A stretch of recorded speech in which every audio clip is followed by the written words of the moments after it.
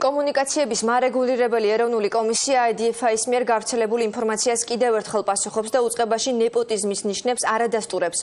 კომისიის ხელმძღვანელის ვახტანგ აბაშიძის თქმით, ორგანიზაციის განცხადებაში ნახსენები პირები არც მისი და არც კომისიის სხვა წევრების ნათესავები არიან. თუმცა ვახტანგ აბაშიძე აღნიშნავს, რომ 2012 წლის შემდეგ დასაქმებულებთან დაკავშირებით გარკვეული კითხვები მასაც აქვს.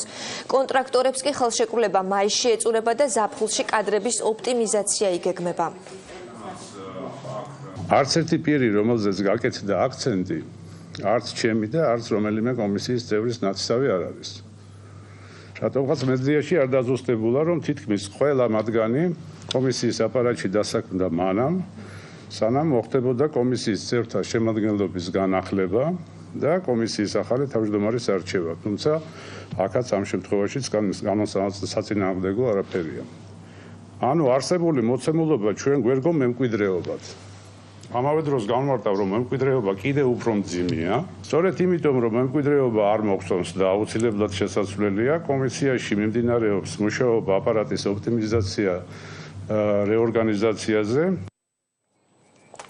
მიუხედავად ამისა, ინფორმაციის თავისუფლების განვითარების ინსტიტუტი კომუნიკაციების მარეგულირებელ ეროვნულ კომისიაში ნეპოტიზმის ნიშნებზე საუბრობს.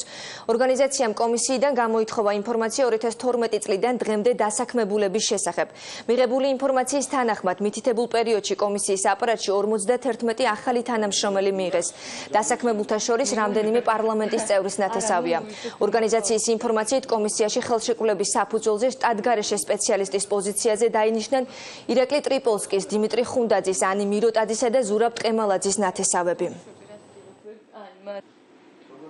ჩვენ გვაქვს პრობლემა იმ თვალსაზრისით, რომ არ ვიცით რამდენად სამართლიანად დასაქმდნენ ისინი ამ პოზიციებზე, რამდენად შეეფერებოდნენ თავიანთი კვალიფიკაციით და ცნობით ამ პოზიციებს. ეს არის ყველაზე პრობლემური, იმიტომ რომ არც კონკურსი გამოცხადებულა კომუნიკაციების ეროვნული კომისიის მიერ, არც მოხდა ინფორმაციის მოწოდება, ანუ ბიოგრაფიების შესახებ არასაშტატო თანამშრომლების შესახებ. ეს არის გამჭვირვალობის ძალიან სერიოზული პრობლემა, რომელიც აჩენს დასაბუთებულ სამართლიან ევს იმის შესახებ, რამდენად პროცესი იყო სწორი.